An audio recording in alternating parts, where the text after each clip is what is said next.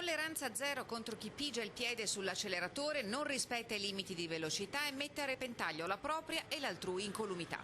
Nonostante le polemiche e le proteste, nei prossimi giorni entrerà a regime il piano che prevede l'installazione di altri 6 autovelox in tutta la città metropolitana.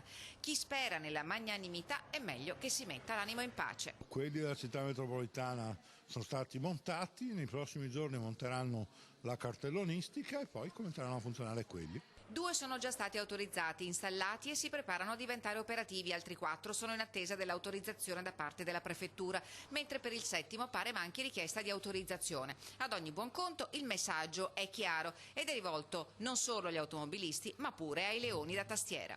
I professori dei social, come li chiamo io, cioè quelli che fanno grandi proclami ma poi non si espongono, rimangono nell'anonimato, teorizzano cose che non si possono fare, e quindi, perché esistono delle regole, perché poi il codice della strada è molto preciso. Gli autovelox saranno sulla strada provinciale che collega Spinea con Marghera, San Stino a Caorle e a Portogruaro. Quello più atteso è forse quello sulla Jesolana, fra Porte Grandi e Caposile. Che se tutti rispettassero i limiti di velocità, e credo che andare a 90-95 km/h non sia, credo un limite che va rispettato. Non pensare di fare questo, poi succedono le vittime. Noi possiamo alimentarci e poi abbiamo gli assessori di Rovigo, scusatemi, indagato per omicidio stradale. C'è la gente che deve pensare che dobbiamo tutelare la sicurezza di tutti.